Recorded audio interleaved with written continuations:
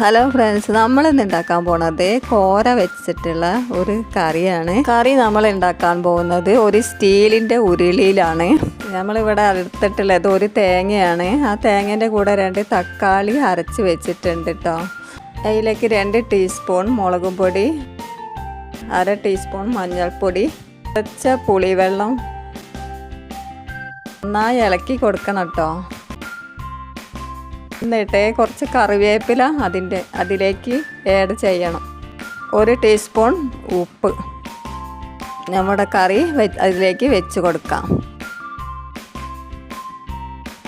കറി നന്നായിട്ട് തിളയ്ക്കണം കേട്ടോ. നന്നായി തിളച്ചതിന് ശേഷം അതിലേക്ക് മീൻ ഇട്ട് കൊടുക്കാം. എന്നിട്ട് നന്നായി ഇളക്കി കൊടുക്കാം. അതിലേക്ക് നമുക്കിനി ഒരു വറവിടണം.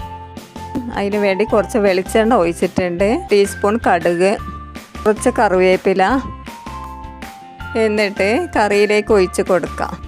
അങ്ങനെ നമ്മുടെ കോരക്കറി ഇവിടെ റെഡി ആയിട്ടുണ്ട്. എല്ലാവരും ഒന്ന് ഇങ്ങനെ ഉണ്ടാക്കി നോക്കണേ. വീഡിയോ ഇഷ്ടപ്പെട്ടാൽ സബ്സ്ക്രൈബ് ചെയ്യാൻ മറക്കരുത്, സപ്പോർട്ട് ചെയ്യണം.